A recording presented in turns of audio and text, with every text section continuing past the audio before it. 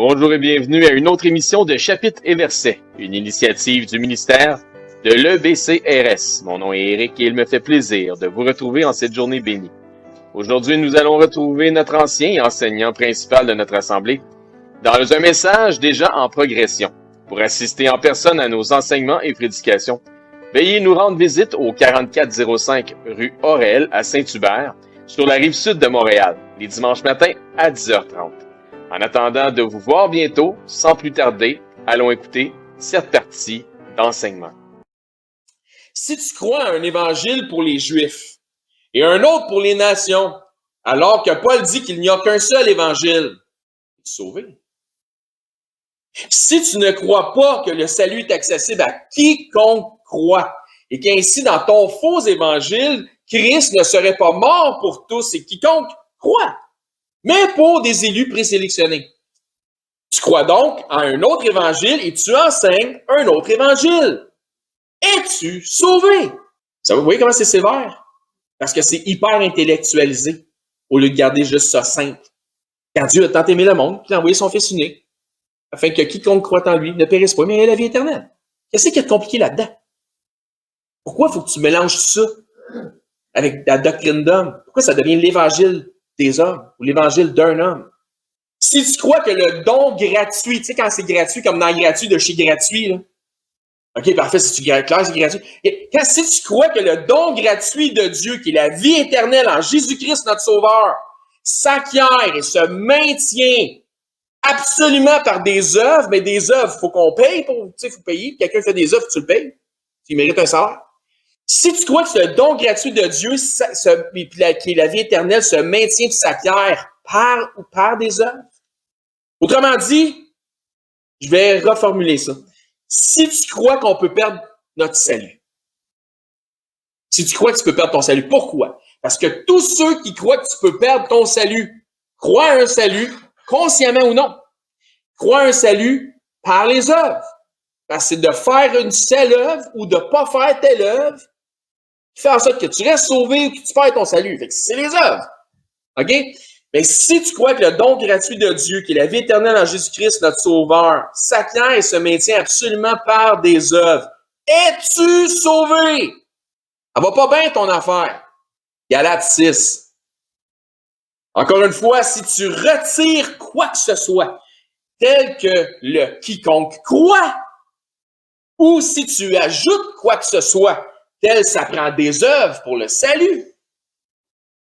Voici ce que Paul, dans la parole de Dieu qui ne peut mentir, et Paul, sous l'inspiration divine, dit à ceux de Galates.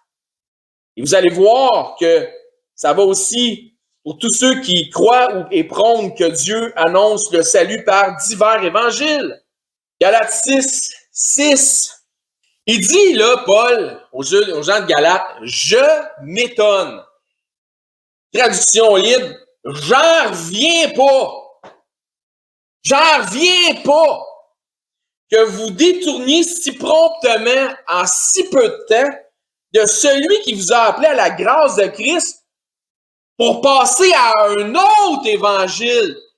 On vous a annoncé un évangile, ça faisait votre affaire, vous avez cru là-dedans, puis vous avez compris que ça, c'était l'évangile du salut, la puissance de Dieu pour le salut de quiconque croit.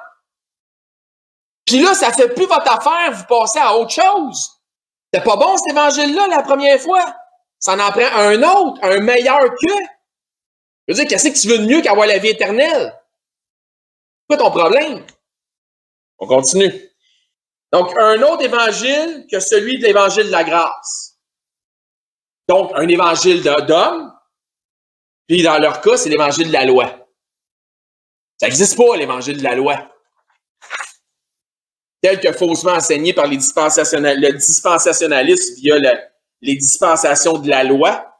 Tu avais une période dans la loi où les gens étaient sauvés par la loi. C'est faux. Alors que nul n'est sauvé par la loi, car la loi ne sauve pas. Au contraire, la loi condamne. Elle ne sauve pas. Galates 6, verset 7, première partie du verset dit « Non pas qu'il y ait un autre évangile ». Paul dit, sous l'inspiration divine, non pas qu'il y ait un autre évangile. Alors, je vous pose la question, combien y a-t-il ou existe-t-il d'autres évangiles? Zéro comme dans pas pantoute. Ça fait de l'allure. Comment ça que Paul dit? Deuxième partie du verset 7b. Donc, mais il y a des gens qui vous troublent et qui veulent renverser l'évangile de Christ. Galates 6. Pas bon, mon affaire?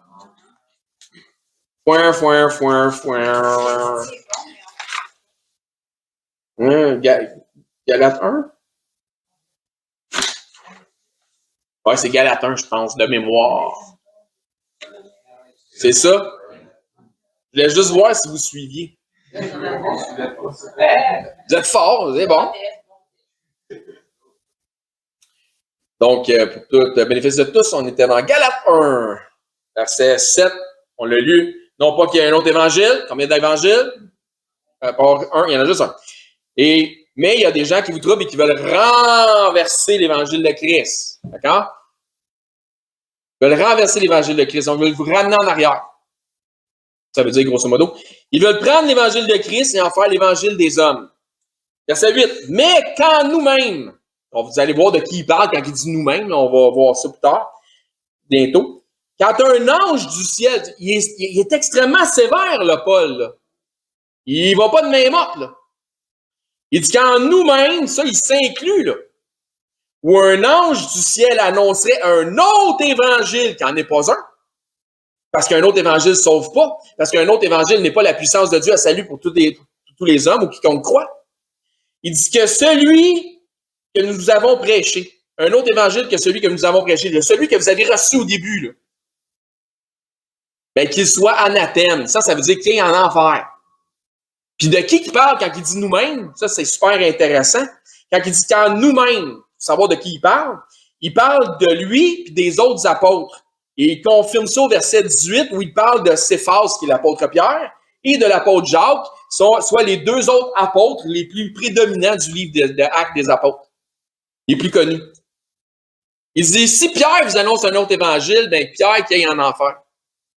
Si Jacques, frère du Seigneur, vous annonce un autre évangile, que Jacques est en enfer. Si moi, je vous annonce un autre, Paul, se nommant lui-même, si je vous annonce un autre évangile, je mérite l'enfer. Si un ange qui vient du ciel vous annonce un autre évangile, qu'il soit déclaré comme étant un démon par son péché et qu'il finisse en enfer. C'est ça que Paul est en train de dire. C'est assez important que l'évangile reste simple. Oui, monsieur? Ben oui. As-tu compris, mon cher? C'est ce que j'explique. Si quelqu'un annonce un autre évangile, es-tu sauvé? T'es pas sauvé. Puis t'auras beau avoir toutes les couleurs d'un chrétien, toute l'odeur d'un chrétien. Si tu annonces un autre évangile qui retire quelque chose ou qui ajoute quelque chose, comme des œuvres, ou qui retire le quiconque croit, ou qui est juste fait pour des élus prédestinés, c'est un faux évangile qui ne sauve pas. On va continuer à jaser de ça. Donc, il parle des autres apôtres. Donc, désolé pour nos amis dispensationalistes ou hyper-dispensationalistes, mais dans les dispensationalistes, j'ai énormément de frères et de sœurs là-dedans, pas de problème. C'est juste l'idée en arrière de ça. Dans l'hyper-dispensationaliste, il va falloir que je teste les esprits dans bien des cas. Mais Paul confirme lui-même que les autres apôtres se devaient d'annoncer exactement le même évangile. Galates 1, je ne vais pas me faire avoir deux fois. Verset 9. Nous l'avons dit, puis là, quand il va mettre de l'emphase, il va répéter. Nous l'avons dit précédemment, et je le répète à cette heure, si quelqu'un vous annonce un autre évangile que celui que vous avez reçu, qu'il soit anathème. Et juste pour clarifier le tout, le fameux Paul qui aurait donné sa place au ciel pour ceux de sa nation puis ceux de sa famille, s'il avait pu, s'il avait fait de donner sa place, il aurait pu donner sa place au ciel à d'autres puis lui se retirer du ciel. Paul, il dit qu'il le ferait, mais c'est pas possible. Mais il l'aurait fait pour sa famille dans la chair. Ce Paul-là dit clairement que si quelqu'un annonce un autre évangile, qu'il aille directement en enfer. Que si c'est lui-même ou un autre apôtre personnellement choisi par Christ, qu'il aille en enfer. Que si c'est un ange venu du ciel, que celui-ci devienne au rang des démons et qu'il termine en enfer à cause de son péché parce qu'il a menti en annonçant un évangile qui n'en est pas un. Ce serait quoi son péché? Ben, d'annoncer un mauvais évangile. Donc, ça nous témoigne de l'importance que Paul attache à l'exactitude du récit de l'évangile. C'est là, c'est dans nos yeux tout le temps. C'est dur, c'est difficile. Parce qu'il y a toutes sortes d'affaires qui se disent et qui se racontent. On ne sait pas trop qui dit quoi et qui dit vrai. Ça dit la vérité. Donc, que tout homme soit trouvé menteur et Dieu véritable. La question se repose donc, crois-tu, enseignes-tu, prêches-tu un autre et ou d'autres évangiles pluriels? Comme dans l'hyperdispensationalisme où tu as 4 évangiles, ils ont appelé ça évangile, mais c'est pas Matthieu, Marc, Luc, Jean, ça n'a pas rapport. C'est 4 façons d'être salutaires qui sont liées à les dispensations. 4 autres façons d'être sauvé. Ça n'existe pas. Donc, crois-tu, prêches-tu ou enseignes-tu d'autres ou un autre évangile? Si oui, es-tu réellement sauvé? Parce que définitivement, tu n'as pas compris le message, puis parce que selon Paul, ben, tu mérites l'enfer. Bon, moi qui le dis, c'est Paul inspiré par le Saint-Esprit. Paul dit 2 choses intéressantes à ceux de Galates qui voulaient passer du vrai évangile de la grâce au faux évangile de la loi et des œuvres. Dans Galates 5.4, regardez votre place dans Galates, on va... je ne sais pas la bonne référence, vous me reprenez, hein?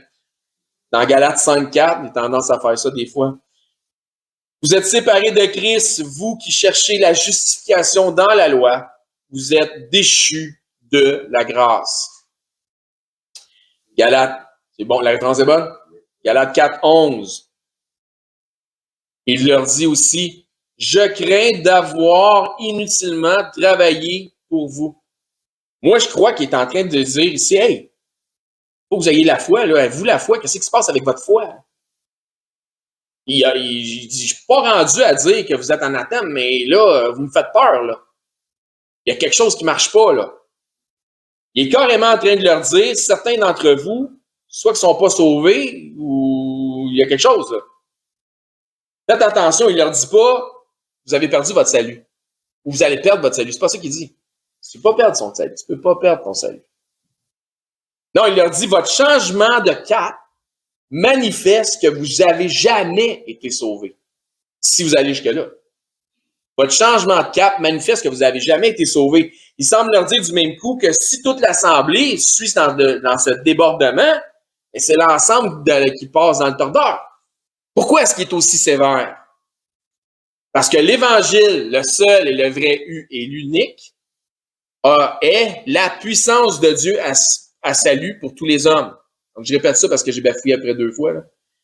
Pourquoi est-ce qu'il est aussi sévère? Parce que l'Évangile, le vrai, le seul et l'unique, est la puissance de Dieu à salut pour tous les hommes, pour quiconque croit. Si tu crois à un autre Évangile maintenant, ça manifeste que tu n'as jamais réellement cru aux vrais Évangiles. Comprenez-vous ce que je veux dire? Parfait. Puis si on t'a présenté au début le bon évangile, et que maintenant, tu as ajouté des affaires, tu crois à un autre évangile.